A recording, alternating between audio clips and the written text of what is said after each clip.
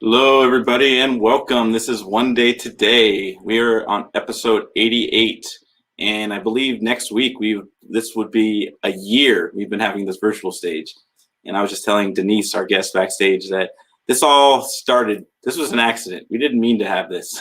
It started. I mean, I feel like this is a familiar story with everybody. Come March last year, the world kind of twisted off of its axis a little bit. And at first it felt like a wall and an obstacle and like, what all my plans, what am I going to do? The world feels like it's on fire. There's a pandemic. There's civil unrest. There's so much happening.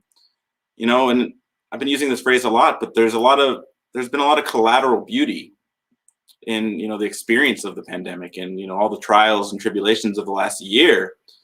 And for me, it's like I've said this before and I'll say it again. I feel, at least in my lifetime, there's never been a bigger opportunity for connection, for community, and for collaboration.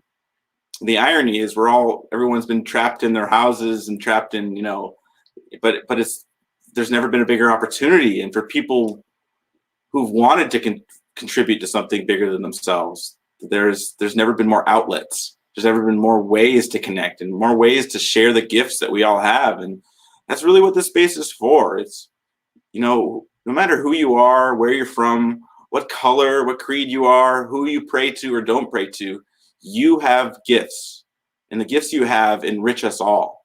And just imagine, like with me right now, like if we were all just focused, despite all the things happening in our world, if we were all focused on the gifts that we have to share, to make, to plant seeds of joy, of laughter, of wonder, of beauty, in every space we exist, if we were all intentional with that, what could we create together? What new recipes could we concoct? What new scientific discoveries could we have? What new spiritual collaborations could open up? What new art and music and, masterpieces could be created when we hold that space for ourselves and our neighbor, rather than our labels, to just hold space for the humanity and the possibility in each other, and just focus intentionally and recognize and experience the divine expression of the universe in us all. And I'm really excited about both our guests today. This has been a wild year, and this journey is only beginning. And it's just an honor and a pleasure for me to just be able to continue to come back to this space, to just hold up the beauty in the world, even when it feels ugly, and with all the things happening in the world, we really are what we focus on. We can focus on the chaos and we can focus on the suffering, but then that's all our minds will allow us to see. But when we focus on the beauty, or as Mr. Rogers talks about his mom in times of tragedy, focus on the helpers, focus on the beauty. And you can always trust that there's beauty to be found, even in the most seemingly ugly situations. And that's really what we're holding in this space, is just to share just people up to big things, things that are bigger than themselves, that enrich us all. So welcome, everybody. Now let me say hello to our co-host, Matthew. Hey, brother. How are you today? Doing good. Not in most quiet of places today.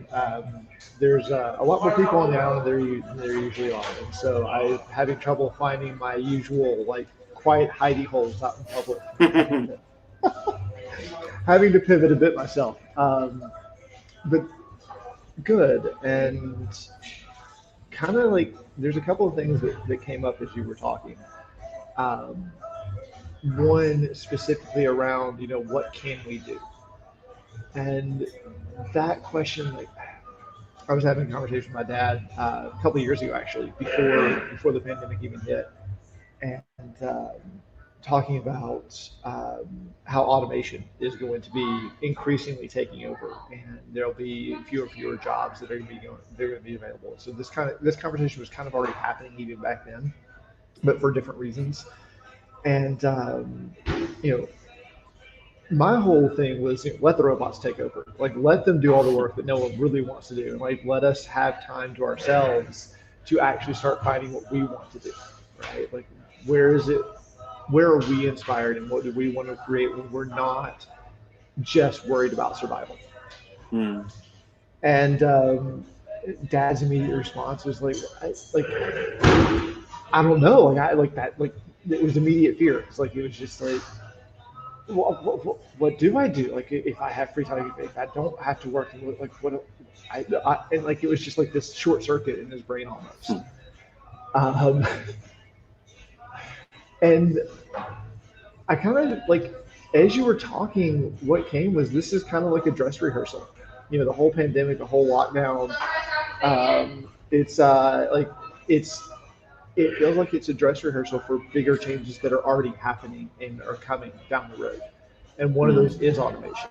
Um, and then, so this is a chance to, okay, well, I have no choice but to be in my house for 6 months. What do I want to do? Go Mm, play, figure it out, take some time, be yourself, learn what mm. yourself actually is, maybe, possibly. I Yeah, don't know. yeah. Well, that's so true, and it's like what you're pointing to is like be yourself. Like that very phrase is a paradigm shift because what we've identified as ourself for a long time, I feel like is it a lot of times is that old survival understanding, and it's like, and when we can be ourselves from a standpoint of what's beyond, you know, our the old paradigm identity of our thoughts, of our feelings, of our bodily functions and sensations. As my friend and Phil has told me, you'll meet Phil in a moment. But it's the old paradigm. I feel like we're seeing the impact of. I mean, as you said, like the pandemic and all the things that have happened in the last year have only pointed to how we've exacerbated our own self-sabotage. And I feel like that's the mirror that this opportunity has been. It's like, wait a minute, how did we get here? How did I get here? Like, does it have to be this way? And it's like, this is the most healthy, beautiful thing that can happen is us see that the only way isn't have to be the way it has been. And that's like, well, what's possible? And that's for me, that's like the most, the sign and that there's something bigger that we're open to that's not Yeah. been done before. And that's the second thing is, um, how did we get here? Mm, And the reality is, we got here through a series of assumptions that no one has really thought to question. mm, So just as an example, one of the biggest assumptions is just because someone is born at a particular set of GPS coordinates, they're beholden to certain rules and regulations that society has created over the years. mm, Um, and this actually came up in a conversation with a lawyer this morning, which was the question of consent. You know, where does consent come in as far as our participation in society? When are we ever given that choice of do I actually want to participate in this society? And it's not really there. It's you can go find it if you really want to, but it takes time, money, and effort to even get out of this society. There's no real clear path of exit. There's no choice there. mm, And if you if you trace it back, well, it's this massive assumption that has just been going on for mm. generation, and like no one has questioned it. Yeah, yeah. I love it. It's like for some reason it reminds me of a Bob Dylan, from one of his poems. He says, "Why didn't they tell me it was going to be like this the day I was born?" And it's like we don't. It's it's like we don't. We were born, and it's not like we signed up. It's like, are you? I, Abram, have born on this date, and now I agree to the paradigm that humanity. It's like it's we're born into it, and these are old systems that we don't think there's another option because it's the option we're born into. So it's something that and this is where I see humanity is opening, and that's where again, this is why we have the space to have people who are up to big things and to share amazing, beautiful things with their time and with even in a pandemic, there's people up to big things, and I would say especially in a pandemic. And this is what the space is for. So let's welcome our first guest. Let's welcome to the stage Denise Baillet. Is that how you say your last name? Is it Baillet? How do you say your last name? Close. The proper way of saying it is Baillet, but no one ever gets that. So we say Baillet. Baillet. Yeah, you can go by either. Baillet is how like I was brought up Baillet. to pronounce it. So Well, welcome, Denise. thank you. Very wonderful to have you. Oh, it's my honor. Thank you for having me. And I've mentioned to Abram, and I don't know if Matthew knows, I also have my little co person here today. Oh. Oh, and I knew she was going to want to say something. Let her have her piece. Yeah, there you Uh, go. yeah, Anyway, thank she can say whatever you want. yeah, thank you. We'll see how she does here, but I'll mute if she gets too loud. That's my little Clara. She's 2 months today, and so perfect to have her on because that's partly what I'm sharing about is the Dolly Parton Imagination Library of Gary Victoria, and she's one of the reasons that I wanted to take it on. So Well, please share with us. So now I think this is a good time as any. Denise, the stage is yours. thank you so much. And, before I really launch into it, I do just want to respectfully acknowledge that I am on the traditional, ancestral, and unceded territory of the Coast Salish people that the Imagination Library operates on. And I have the absolute privilege of living, working, and playing on. So I just wanted to make sure I said that before I got started. So, yeah, so I typically work as a dental hygienist and mostly in public health, which isn't clinical based. It's more education based for families in preventing tooth decay because it's one of the number one reasons we have day surgery in BC and actually most of Canada and the US. It's not very different, but that's sort of my day job. And then a little while ago, it was sort of by accident. And it was funny as you were saying that this got created by accident. Me taking on the Imagination Library was a bit by accident as well. And it was something that my hubby was reading on Reddit. He's like, "Did you know Dolly Parton has a book gifting program?" Like, I want free books. Why aren't we getting free books? And when I looked it up, we didn't have it in our area. And I was like, I can take that on.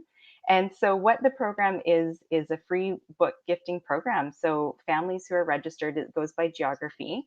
Families that are registered in an area receive a free, high quality, new, age appropriate book for their children every single month in the mail. And the families don't have to pay for it, it's totally free to them, but the local affiliates are responsible for funding and promoting and supporting it. And so at the time we had our toddler, he's now 3, and reading's just been such a big part of our household. I remember reading and being read to as a child, and it was something that was really important to myself and to my husband to start with our kids. And so we started the routine of reading nightly with our son when he was first home from the hospital, so probably 5 days old. And the first book that I ever read to him was a book that I used to read to my grandma. And she thought I was this like wonder child at 3 years of age, able to read a book. And I had actually just memorized the book. So she found out pretty quickly one day when I was reading the book upside down, and she realized, oh, okay, no, she's not actually a prodigy. And so, anyways, so we started reading with our son, and it's just this beautiful time in the evening where everyone's quiet and calm, and we just get to be together and connect and to read just some amazing books and stories, even children's books. They're so beautifully illustrated, and the stories behind them are just can be so touching and wonderful and fun. And, recently we brought our little one Clara home, and my heart just absolutely melted when my son said, I want to read to her. And he, read a book to her and flipped through the pages and wanted her with him and really wanted to incorporate her in that part of our day. And it's just so gorgeous to see them developing a love of books, and that started so young. So that's what inspired me to take on the Imagination Library, is really having that opportunity for all families to have that time and that connection. And really, it made me realize in looking at some of the stats that we do have adults that are not at a literacy level that they can um, do even basic daily tasks in society, and that doesn't mean that they don't have children. And so it's been shown even just having books in the home increases the chance that children will love books and take part in reading and learn, be more ready for kindergarten. And some of the studies that are being done on the Imagination Library even show that the family, even the parents' reading level, or at least confidence in reading, starts to increase, because as the books grow with children, it can grow with the adults' literacy as well. And I really loved the idea that if every single child, like we think, I think about it, or first started thinking about it with the connection within the family, But then I thought about it within the community. And if every single child was exposed to the same 60 books, and those children all entered kindergarten and seen the same 60 books, it just becomes this beautiful way of connecting and this common denominator that's already there for them on that first day of school that can be really scary for a lot of children. And it just really inspired me to take it on. So, um, so that's how it got started. And I started it in just my area in Saanich on Vancouver Island. And fortunately, another mom said she would help out. She's in another area. So we expanded it to be of Greater Victoria.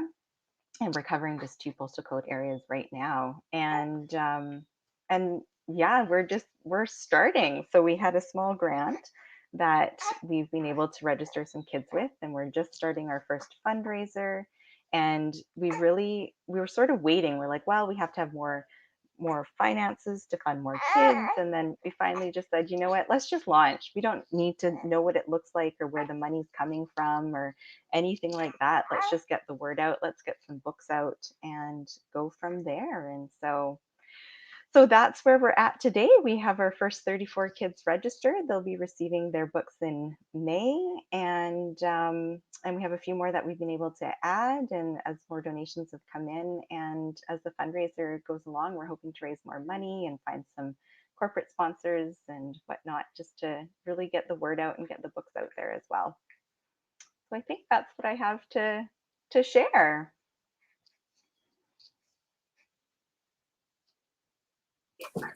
Thank you so much, Denise, for sharing and your vision of what you've created for, allowing people to just the connection of what, I mean, obviously around books, but shared human stories and how you can, how that's a way to connect with your family, but it's also a way to, enrich lives, like as they grow and develop and, go into the world and create their own stories. And I think it's a beautiful vision. So would love to, what's coming to my mind is to ask is, what was a favorite book for you growing up? A favorite book for me was, I really love the author Brian Doyle, and he wrote a book called Up to Low. It just has these funny, it's like a coming of age story, and these funny uncle that's in it. And it was one that my mom and I would read. My parents went to fishing camp when I was growing up. That was a few hours away from where we lived. And so if my mom and I were driving up to it together, then that was one that we would read out loud together in the car and have the opportunity to laugh and connect over this story. So as you know, I was a bit older at that point, but as a child, the book that I read to my son, the first one was called Puppy Too Small. And it's about a little dog who can't do these things, but he could do these other little things because of his size. And he was just the right size for it. And it was how he could be of contribution, even at his age, and how small he was, which I really liked the idea of sending of that message for my son too. And now Yeah. Awesome. Yeah. And it sounds like a little clear. Go I was ahead. actually starting to speak up a bit. I wonder what she had to say about all this. Yeah. Now, you mentioned something at the very beginning. I didn't quite catch it, but I wonder if you talk a bit more about that. You said you're on the unceded lands of which band? Yeah, the Coast Salish people. So there's 3 sort of divisions of it, and so we're mostly in South Island, which is the Wasanich and the Lekwungen speaking people, so the Esquimalt and the Songhees Nation. And so it is respectful to acknowledge that that is where I am located right now. So I actually have a little farm up on Cortez, and I work a bit with the band there on that island, and I wonder if you could like share a bit about how you got there and like what they're doing today, and like how are they working, like how are they feeling about the Imagination Library? What's going on there? I missed that last part of your question. How are they? How have they responded to the idea of the Imagination Library and the work you're doing right now? That's a good question. And I'm not sure if I being out there enough and had enough exposure for it to really have permeated that far for anyone to have an opinion, I'll be totally honest. And so I know that there's a few other programs that they take part in. And so it would be amazing if that's something that was offered through some of the First Nation communities that are here as well. Yeah, I'd be curious, especially considering all the past history with the schools, with the boarding school and everything, how they would respond to that. Um, there was one other question that came up, and it was about um, your early childhood and the inspiration you got from reading. I'm not sure exactly how to phrase it, but it's something to the effect of like, how has how did that early kind of not background, but that early steeping in books, like how did that shape your view today? And if there was one thing that you could pass on to your kids that you got at an early age, what would it be from the books? Mm, that's a great question. I think so I'm an only child, growing up as an only child. And so books were something that it was always something that I had that I could do and that I could enjoy. And especially being at the fishing camp that was like literally in the middle of nowhere. So there's no TV, there's no electricity or anything. And so it was always something that I could do to entertain myself. Um, and it's always something that it just sparks the imagination and what else there could be. And we don't have to kind of be stuck with where we think we are right now, if that makes sense. Oh, nothing. We get to just be wherever we want to be through books and really just let our let our imagination fly and what the characters look like and what the scenery looks like. I mean, there's always description, but then there's always our own interpretation of it. And so I think that's the thing that I would pass on to my kids from reading and having that from such a young age is not only is it a privilege to be able to read and that it's really helped me in going into kind of higher education, if you will. But it also is just such an outlet for creativity and imagination. Yeah, I have very rich memories. I'm just it's funny because it's still I mean that you speak about this and the connection with family because I just rich memories with my dad reading Agatha Christie when I was younger. I don't probably definitely before I was a teenager, but it was read Agatha Christie books, but we would like read them out loud, particularly Hercule Poirot. Mhm. She has two detectives, Miss Marple and Hercule Poirot, the Belgian detective, and but I've had that connection with him, and also my mom as well, just from the books that we read. Like, since then there's been like BBC has had a rendition, or David Suchet, the actor, has played Hercule Poirot, and he Mhm. I don't know if you're familiar, but it's like if when you have a character that you read and you can hear their voice and you can see him in your head, and this is a one case where the actor actually fit exactly what my thought and expect. So it's like over the years, I've always had that connection. So when I will go home to visit my family, it's very we'll watch Poirot, or sometimes when I'm like feeling nostalgic, I'll read those books, and it has such a. But I know what you mean. It really did spark my imagination, and it's something that I developed in my relationship with my parents that I wonder how it would have been if I didn't have it, because it's such a rich memory, and I just I didn't think about it at the time, but it's something that's it's really enriched my life. Yeah. It's so funny that that's who you're talking about because my mom and I used to watch that. Oh, It really? wasn't Agatha Christie isn't one that I've read a lot, but yeah, that was one that she and I used to watch together.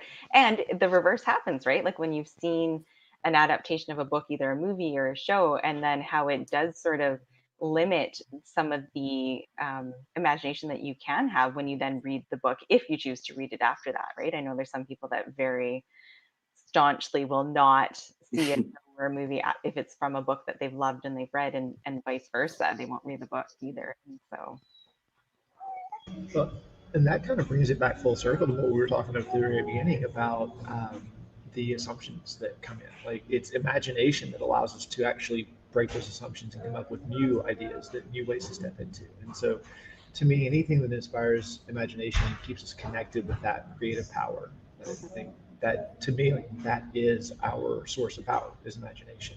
Hmm. And anything that keeps us connected, that or encourages that or inspires that, to me, I feel is just a gift to this world. And so I just thank you for taking on the Imagination Library and like putting it out there for more and more people, because that's beautiful to me.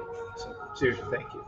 Yeah, thank you. Well, big thanks to Dolly Parton for starting it. I think she started back in 1995 just in her county, and it's grown to 4 or 5 different countries. And I'm just so glad that we have it in Wow. Canada, and that because they really do give the infrastructure for really and the background to be able to make it easy for an affiliate and a person to take it on and to fulfill on the books and select the books so that they are of quality and make sure that they're being sent appropriately and all that good stuff. So that's all taken care of. I really have the easy part in getting to share about it and enjoying it. So Yeah, it's beautiful. I was talking to an author friend of mine. I've met so many amazing people in the last year, and we were just talking about like how society moves forward and how we progress and how how over the centuries and millennia how we move forward, and it's and I feel like we want to believe we want to believe it's science and technology that moves us forward, which it does and it has its function.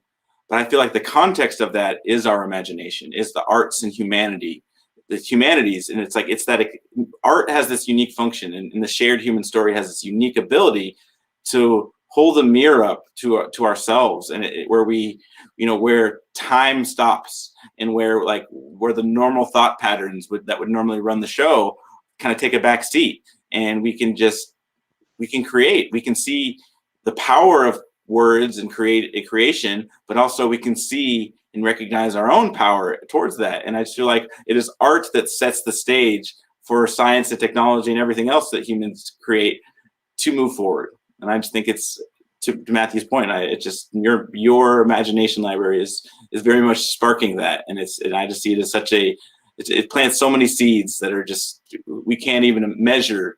How many lives it will impact, and I just acknowledge you for being the source of that, and it's just very beautiful. And I just so appreciate you sharing your story with us. thank you. I so appreciate being able to share it. And yeah, and it's exciting. And just in what you're saying around imagination, at what point as adults do we have to start thinking about what's appropriate, and where do we kind of lose that fun imagination piece and Mm. get really into the maybe what we're supposed to do or what we think we can do, and how limited we can get, and when we just get grounded in imagination, what is even possible. Mm-hmm. Mhm. Yeah, that to me hits the root of it. Is when we start assuming that we have to do something Mhm. because that's the way it's always been done, that immediately locks us down, and it tends to break the connection with imagination. Mhm. Um, and so to really be able to see this world as a product of imagination, which in a way it is. Like you know, everything that exists today, all the systems, the money, all of it, it was imagined up at some point, and a bunch of other people went, "Yeah, that's a good idea. Let's keep doing that." But having that perspective also gives us the perspective of, oh, this was just imagined out of thin air at some point. We can always imagine something different instead of just continuing to do the same thing over and over and over again, especially when it's becoming more and more obvious that it's not working anymore. And maybe it never did. Mhm. Well, and and the thought of with Dolly Parton starting it in just her county, and then it's just grown and grown and grown, and I'm just so thankful that Kirsten, the other co-coordinator of the Great Victoria Imagination Library, is on board, because it really does help. Like, I have some ideas, and then without her and her ideas and opening it up to the broader community of how we can expand it and raise money and whatnot, it wouldn't go anywhere. And that was the thing that I really had to let go of like, I have to be the sole source and the one figuring it out, and I don't be. Once I let go of that piece of it, and I didn't know how we were going to raise all the money, we haven't raised anywhere near the amount of money we need, and that's okay. We just get to start slowly but surely. And Dolly Parton's favorite book is the Little Engine That Could, and that's always the first book, the welcome book for children. And I'm like, we're just going to be the Canadian affiliate imagination library that could, and we're just going to and just be really open to people's, we just need to be open to people's contribution, whether that's time or money or skills or excitement, whatever it is. And that's really what's going to drive the program. Mm. Mm-hmm. Yeah, I love it. It's so beautiful. In my experience, when you focus on the why, the what and the how work themselves out, and it's almost It's almost magical how that works. Like, as that's all that happened in starting this. As when you have a vision, when you have something that's impacts people, people, the resources fall out of the sky. Yeah, that's the hope. And it just not having to look a certain way is really what I. It just didn't have to look a certain way. We didn't have to have enough for 100 kids to launch. We just launched, and so that's where we finally have gotten to. And and just so thrilled that books are going to start being sent, and that the word's going to start getting out there. Awesome. That is absolutely lovely, and I very much look forward to seeing how the journey goes for you. I want to have you back on at some point in the future, and just see where it went and see what you learned from it. Yeah, that would be amazing. I would love that. Thank you. Thank you so much, Denise, for being with us and sharing about your imagination library. We're going to check back in with Denise in a moment here. Thank you again, Denise, for sharing, and it's just such an honor to have you. Thank you. Thank you. And for you at home tuning in, thank you for being with us. I want to take a quick moment to invite you to share your gift on the stage. Now, this is an invitation to really share from your heart. What have you experienced in your life that has allowed you to, contribute to us all? What is it that you face? What have you overcome? What fears, what trials, what tribulations have been in your way? But maybe you were alone, maybe you were afraid, you felt lost, but somehow you triumphed, above it all. And on the other side of that, you discovered something that brought a whole new purpose, a whole new ability to contribute that wasn't there before. We want to hear your story. We want to hear about your transformation that brought you here, that brought you to sharing your gift with the world. This is your platform. So I want to invite you to share on your stage. And this is really what our one-day vision, our mission is bringing you and me and communities together in joyous celebration, unifying humanity in our diversity to create a better world for us all. And that's what we're doing, one story at a time, one share at a time. Now it is my pleasure to welcome our next guest. We have with us Phil Cisneros, all the way in Santa Cruz. Welcome, Phil. Hi, Abrams. Great to be with you. Good afternoon, good evening, good morning, wherever you're at. Matthew, great to see you and meet you today for the first time. I just want to share with you what Denise had shared about her vision and the imagination. And when I was, I'll be 70 this year, so I've been around for a while, but there's nothing like the younger people being in touch with imagination and creativity. So I have committed my life to staying true to that. When I was very, very young, I was about 4 years old, 5 years old. I knew I was going to be singing in front of thousands of people. I used to close my door to my, thanks for, I guess I'm on the spotlight now on the stage, but I would close my door to my room and I would imagine there was a big auditorium with people in it, and I would turn on the radio and sing to the audience as if they were there in my room, and I knew all the words to the songs, and I would practice bowing and saying thank you, and I just had this vision that I would someday be doing that live and in person. And as I got older and I went into high school, I joined a rock and roll band. In those days, we called them garage bands. Yes, it was a garage band. We rehearsed in a garage, and then we played at the high school sock hops and the teen center sock hops. So That was during the time of the Beatles. So I just had dreams and visions of being a star and being a singer in a band. And so my dream kept going. And my parents were pretty practical, and they made sure that I also went off to college to get my degree so that I could have a job. So I did. I went after an educational degree and became an educator, and I taught every grade from kindergarten to college, and was a vice principal and a principal.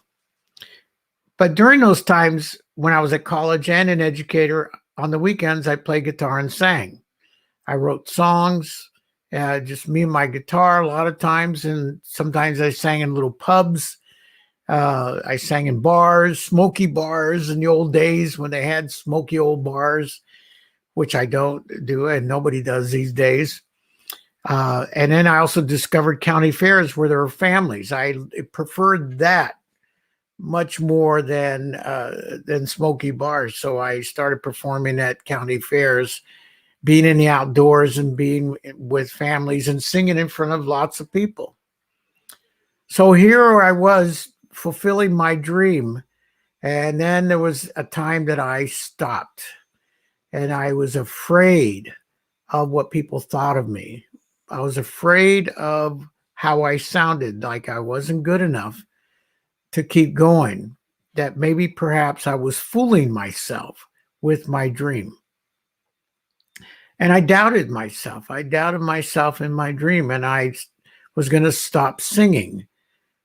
And then a wonderful man came into my life, John Denver, that I listened to his records, and I said to myself, there's something in there that's for me.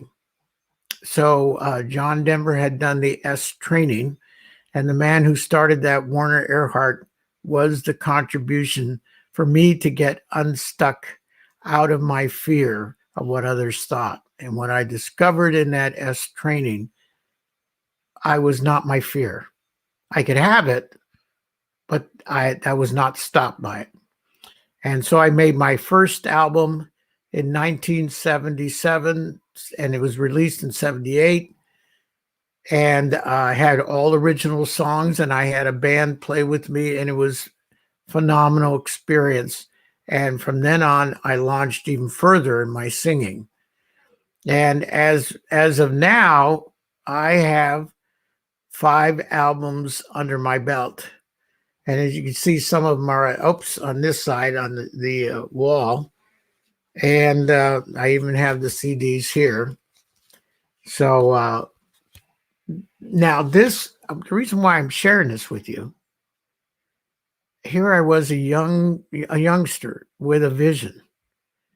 And I stayed true to that vision. And yes, it came and it went. And sometimes I faltered, and sometimes I did other things, and that's okay too. But I stayed true to my ultimate vision, which was singing in front of people. But I also wanted to contribute to people's lives. And as an educator, I got that's who I was a contribution to lift up the hearts and minds of people, particularly of children. I also had a vision to be a children's book author. Speaking of books, children's books. And I always had a vision since 5th grade that I would be a children's book author. And one day I was in Idaho teaching up in the Nez Perce Indian Reservation. And it was snowing. There was a big, big blizzard. And I just was sitting in my living room watching the snowflakes go by. And I thought to myself, this is where the imagination comes in. There must be one snowflake who's up in the cloud going, nope, not me. I'm not going.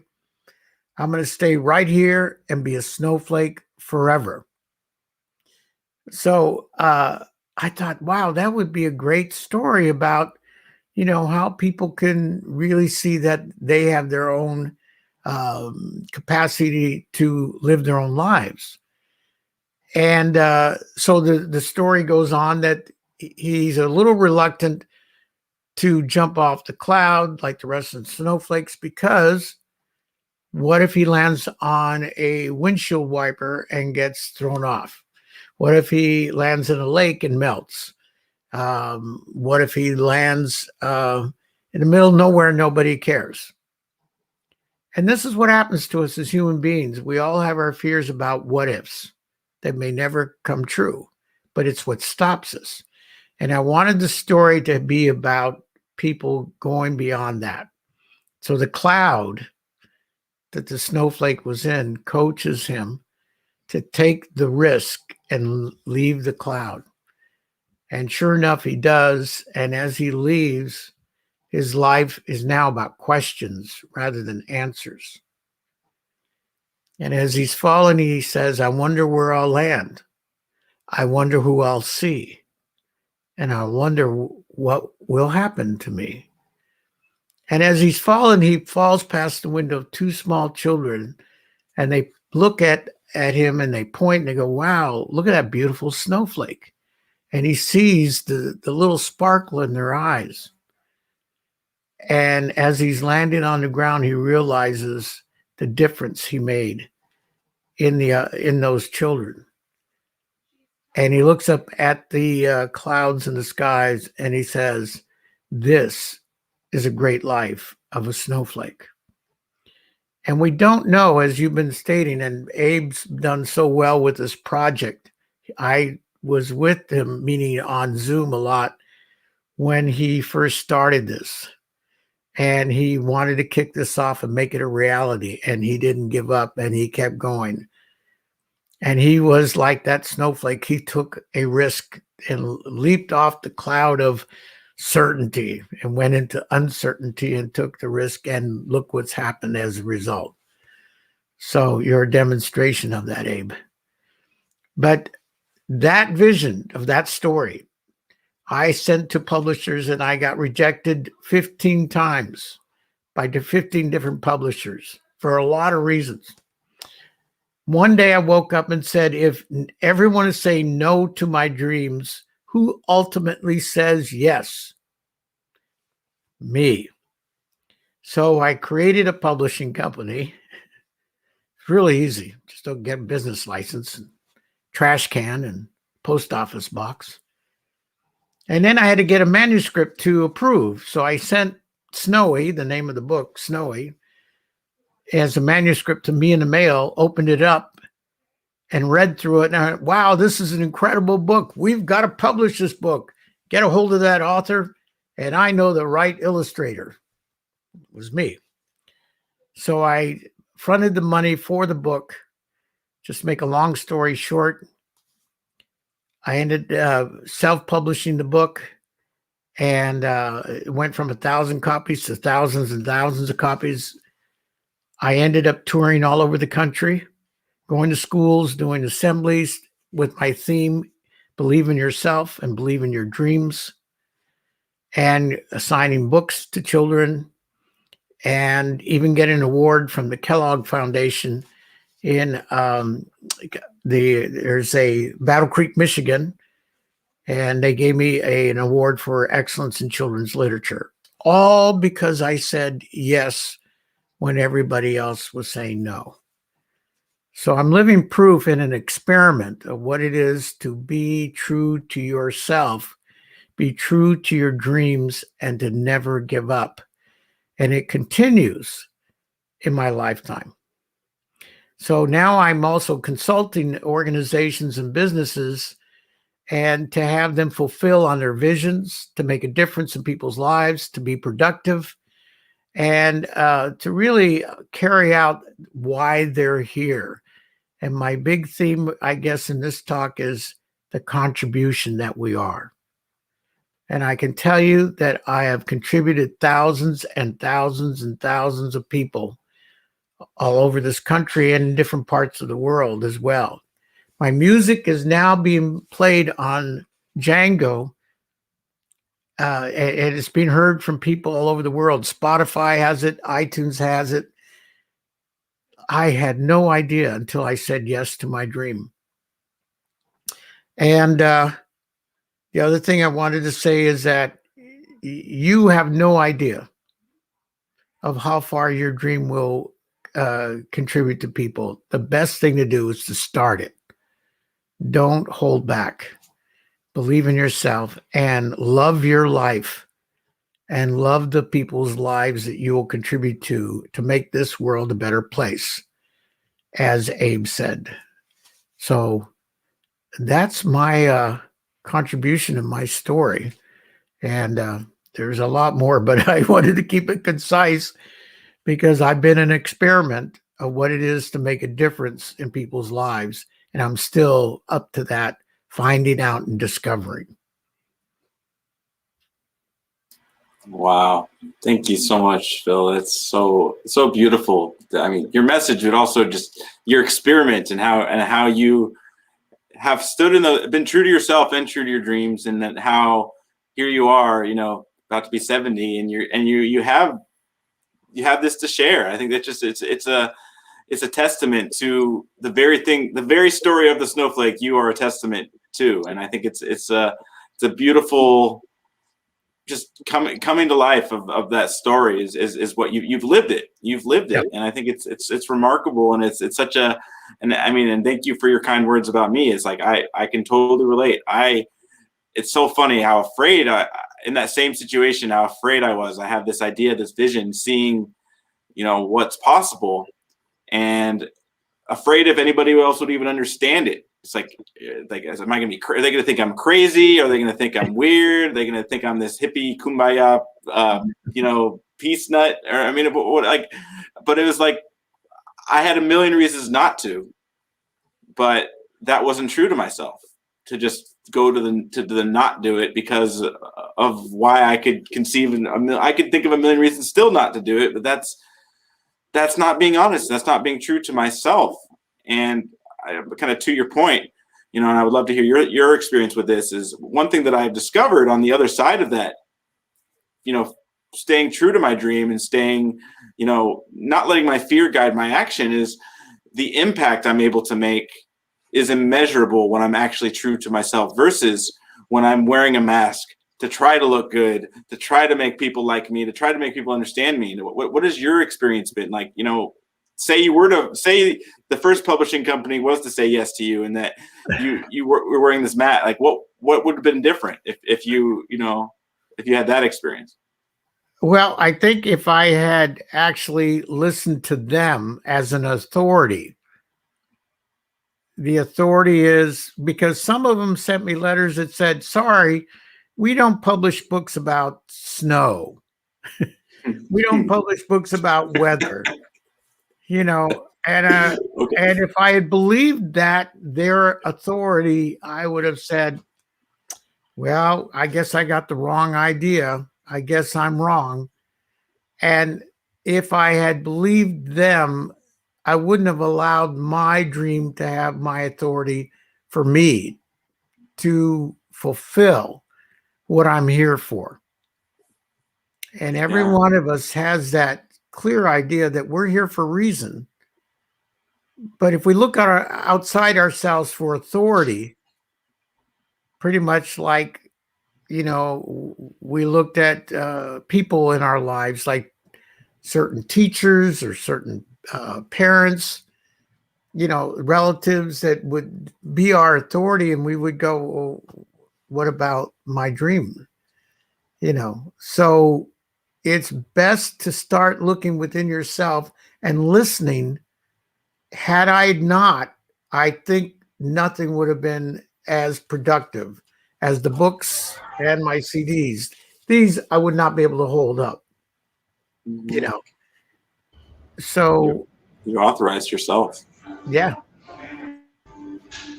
Yeah, this actually points to something that I have really, really grown to appreciate, which is self-sovereignty.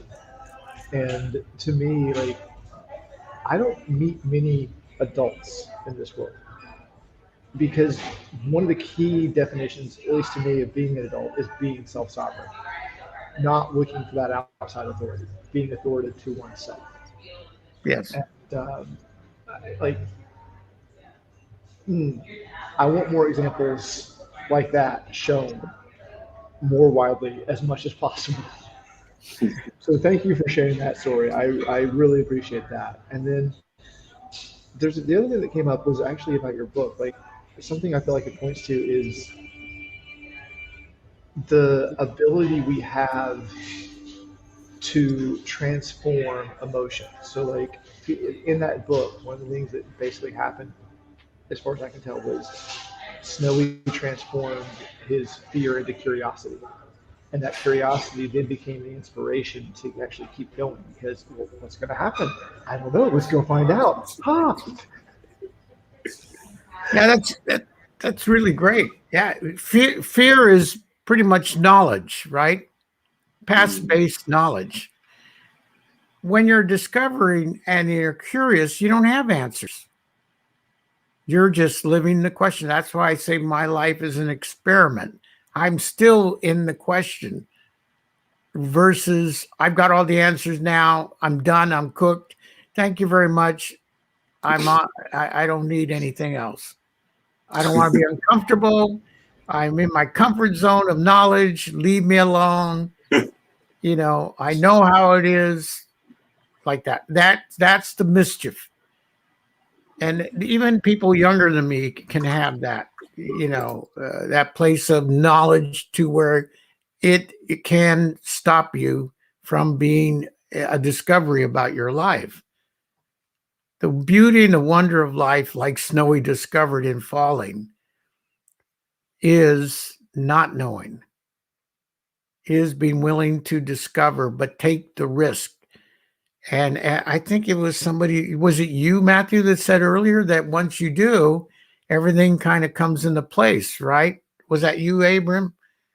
Somebody said earlier that if you take that risk, everything starts to fall into place around you. Yeah. Yeah. Yeah. Yeah. Go ahead, Abram. Well, yeah, no, it's true. Well, like kind of to your point, it's in the mystery. I would say most spiritual teachings point to the same principle. It's the mystics point to this. It's like it's never in the knowing, and this is all just my own experiences. Before my own experience of myself, that seems like a loaded way to say that. Before my experience of my true self. I mean, I had a spiritual awakening, and and those are just words, but pointing to something. But what I'm saying is the mystery. I was searching up to that point. I was searching for truth, like it was something I could read in a book. Like I'm going to read philosophy, I'm going to read psychology, I'm going to watch lectures on theology. I want to read scripture. I want to hear this scripture. I want to hear that scripture. And it was like, give me knowledge. I want to understand it up here. I want to understand it up here. But it's always like trying to know. And it was like in the experience of myself, not in the knowledge of myself, is what allowed me to see there's something way bigger than what my mind could ever just comprehend. And it was like, it's in that not knowing. It's like, and this is again what all the mystics point to, is like, it's not certainty that gives us peace, that gives us it's control is an illusion. It is based in fear. It is like, if we think we have control, we're not identifying with who we are truly. It's like the false sense of control and knowing. It's like, I have to know how the future will be, and I have to know this, and I have to know that. It is this survival based.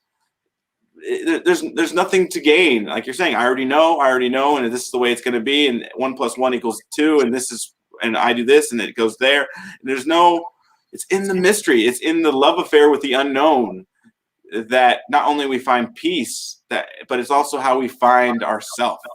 And that's my experience. But the certainty is an illusion. Yeah, it takes courage to really trust yourself. Courage, as you know, is a French-derived word for the heart. It takes you to be true to yourself, to be courageous in the face of not knowing, and to trust yourself in your future and your dreams that you say you're going to have happen. And I say this to everyone watching out there, that you're here for a reason. Trust what you're feeling about why you're here. You have something to contribute. And it's going to be your courage that will have you fulfill on your future. Don't wait for some authority to tap you on the shoulder and say it's your turn now, or you're okay. Or don't try to get your ducks in a row, because it would take forever for you to get your ducks in a row. You will never get all your ducks in a row to have your dreams come true. When I started that publishing company, I had a trash can, I had a post office box, and I had a desk and a business license. That was it. I decided, hey, I'm a publishing company. Okay, good. Let's get a manuscript. Oh, I'll send mine to me. Look, I had the audacity to do that. The same thing with my CDs. These are all self-published. I'm copyrighted them, made sure they're all taken care of legally, etc. As an artist, I made sure that they were all taken care of. But I, like you and everybody else, it takes the audacity to believe in your future. And, they once asked Pablo Picasso, what's the toughest part about creating for you? Is it the actual process? Is it the, thinking of a new idea? And he goes, no, the hardest part is I have a palette of colors and I have a blank canvas, and it's not the painting of it. It's getting the first color onto the blank canvas. So for all of us, it's the hardest part is to start. And once you get that going, everything else follows. Go ahead, Abraham. You're going to say. Say to thine-self be true. It's I love that Picasso quote you just pointed to, though. It's so true. It's getting started that is always the hardest part. In my experience, I wanna bring Denise back in the conversation here as well. Welcome back, Denise. Thank you. Welcome back. And really quick, Audacity is something that I want to jump on. So the definition of audacity: bold or insolent heedlessness of restraints, as of those imposed by prudence, propriety, or convention. I love that word, audacity. And both of you are just amazing examples of audacity. Stepping out regardless of the conventions of society and going, no, we're just going to do this. And I feel like audacity is one of those things that is desperately needed in today's world. The audacity to create change, to be change, to imagine change, even just imagining change feels like it's audacious in this world. So thank you both for that. And I'd like to give you each a chance to kind of respond to each other if you like. Denise, go for it. Yeah, I had no idea that I was in the presence of an author. So there you go. And I think that's just so points to we don't know what's going on with people and what they have to contribute and what they have contributed until we really get the opportunity to know them. And I love the story, and I can't wait to find your book and read it to my kids and share that with them. Well, make sure that you get by email. I will send you an autographed copy for your daughter. Thank you. And your son also. That would be so appreciated. Thank you. I look forward to it. My pleasure. And I just want to tell you, I just love who you are as not only a mother, but also the fact that you read to your children so young.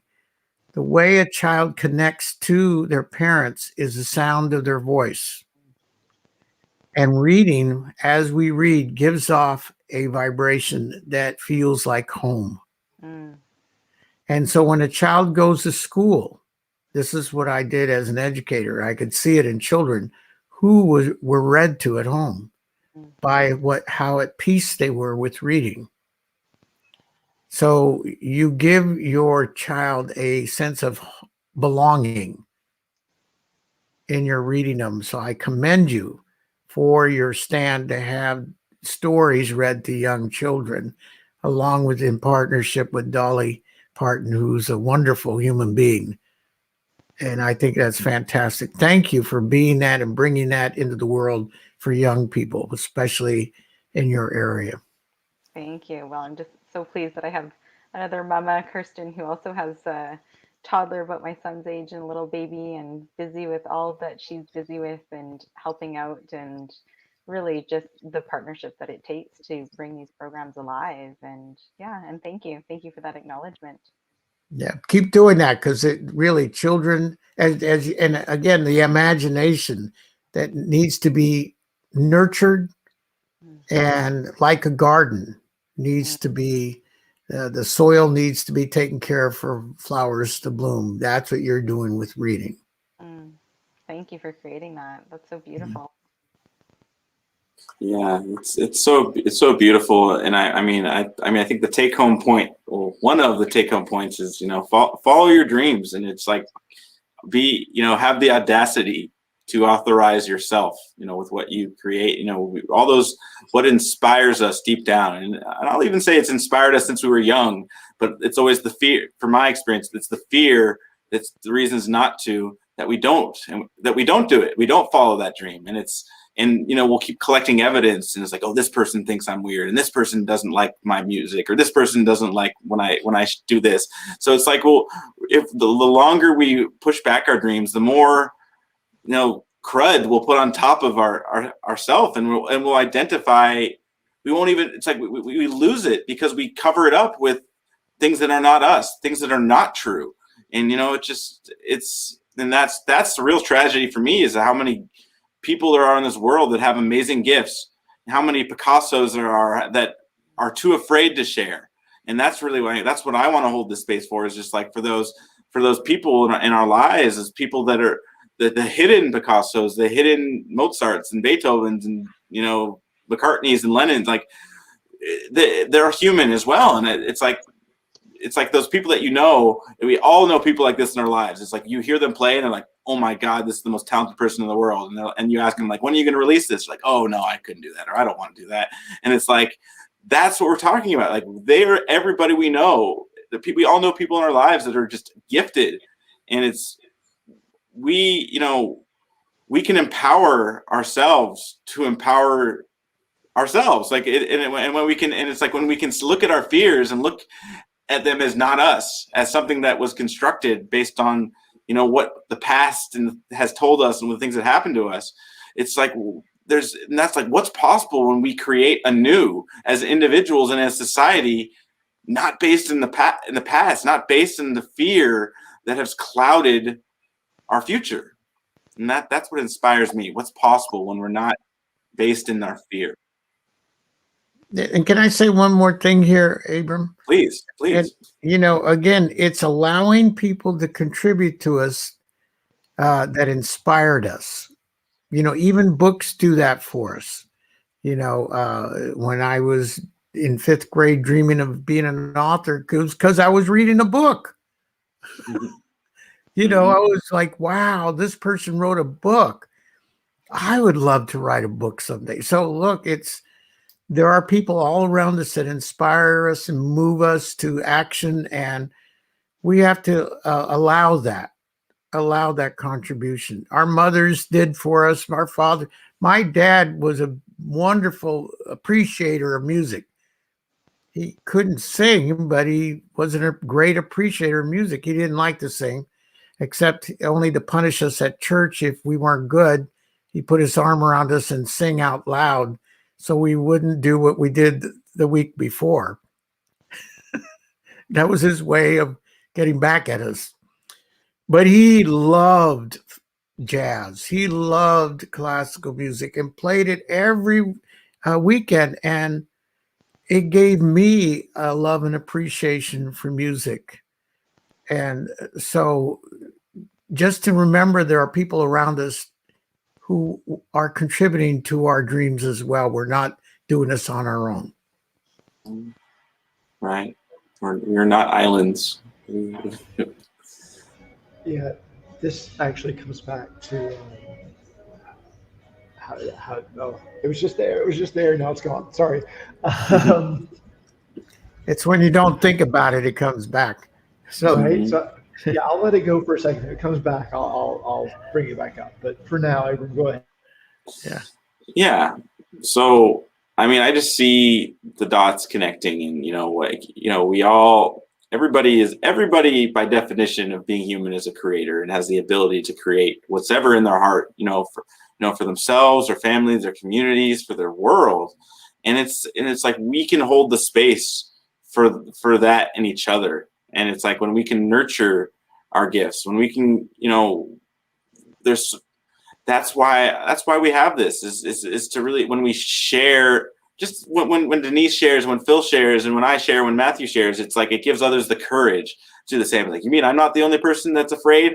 You mean I'm not the only other person who had this dream and I gave up on it, or saw no way to do it, so I just put it in the back of my mind. It's like, whether you follow your dreams or not, you will feel the impact. You will feel the impact because it's in your heart. It's not gonna. You can't take your dream. You can't like remove your dreams from yourself. Like, they're always like, you're inspired in spirit. Like, they're in you for like it calls your heart, because that's what inspires you at your truest, deepest level. And it's not like you can just like, well, I don't have that inspiration anymore. It's always there, and it's like it's being selfish with your dream that allows you to be selfless with your contribution. And it's like, really, it's like you are a gift, and you have a gift. I should say gifts, and you sharing your gifts is the most selfless thing you can do, because it allows others to do the same. And this is the gift of transformation. This is the gift of authentically, discovering our dreams and ourself, and sharing it, and just saying yes, authorizing ourselves, no matter what outside forces say, no, you can't, or no, you shouldn't, or why. And it's just like, you're always going to have, it's never going to feel like the right time. It's always going to be people who say you can't and you shouldn't, and why would you do that? And don't let an outside force dictate what your heart has always been singing. And it just, we let the world put on mute. Yeah, that actually brings me back to what I was going to say earlier, which is, look at all the things that we don't do out of fear of judgment of others. Right? The lie is that if we do these things, if we be weird, if we be different, if we be ourselves, then we'll be rejected by society. We'll be outcasts. We'll be whatever. But my experience has been the exact opposite. It's only when I've let myself be weird and be myself that I've found the people who actually resonate with that. And I found my tribe and my family. And so, the more I empowered myself, the more people I found around me who appreciated that. And the more I was able to do because I had their support then. And so that, to me, like, oh man, like that has just been an amazing revelation. That like that whole fear of being judged was a false premise to begin with. Mm-hmm. That's the kicker. It's how that the resistance has always been just this false sense of security, which is really protecting us from the lessons that we've been afraid to learn. So before we close, I want to give both you, Denise and Phil, any last words you'd like to share? It's been such a wonderful, rich conversation, and I just really appreciate you both. But I want to give you both an opportunity to share any last thoughts, inquiries, questions,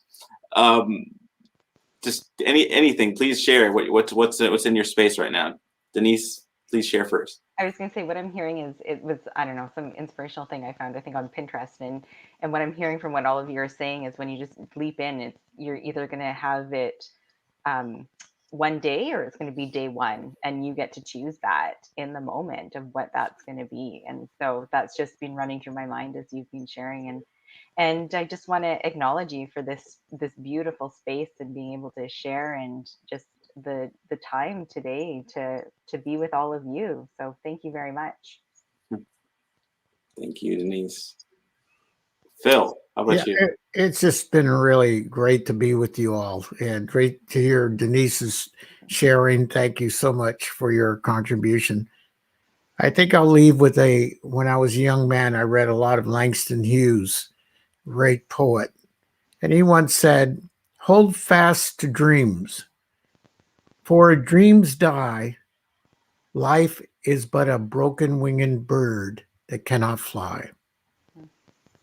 So keep believing in your dreams and act consistent with your dreams, because they will unfold before you. The beauty of your dreams will unfold as you are acting on them, even if there's no proof or evidence that it's going to happen.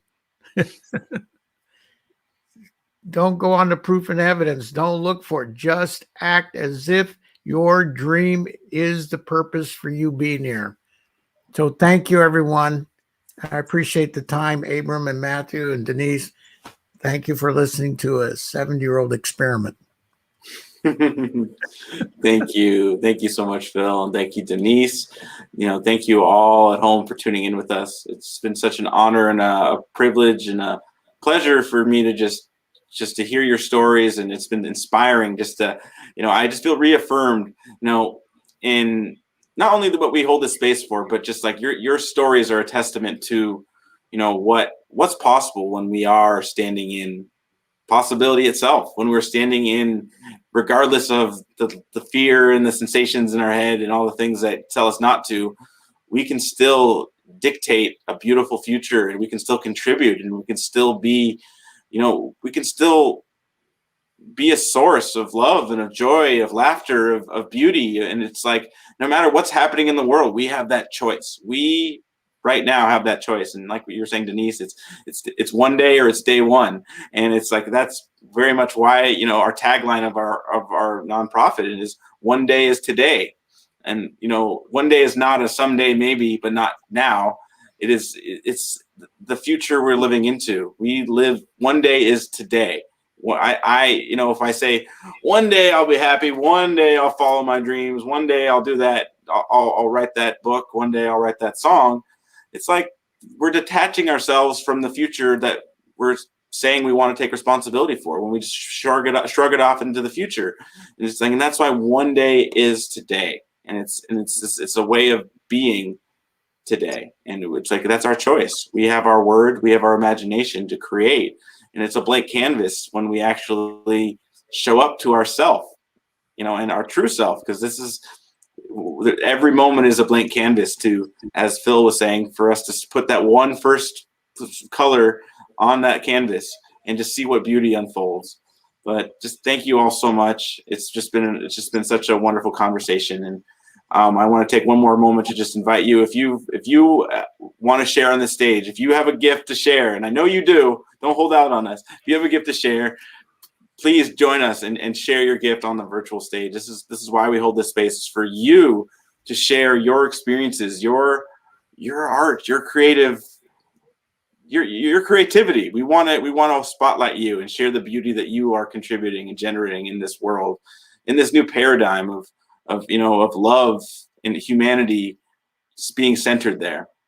And this is our vision here for one day, is humanity rising in a connected world with each person's unique gifts, genius, and contributions being valued and magnified through a higher level of collaboration, producing unprecedented new realms of possibility.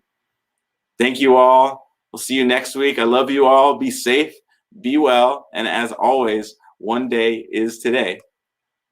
Bye, everybody.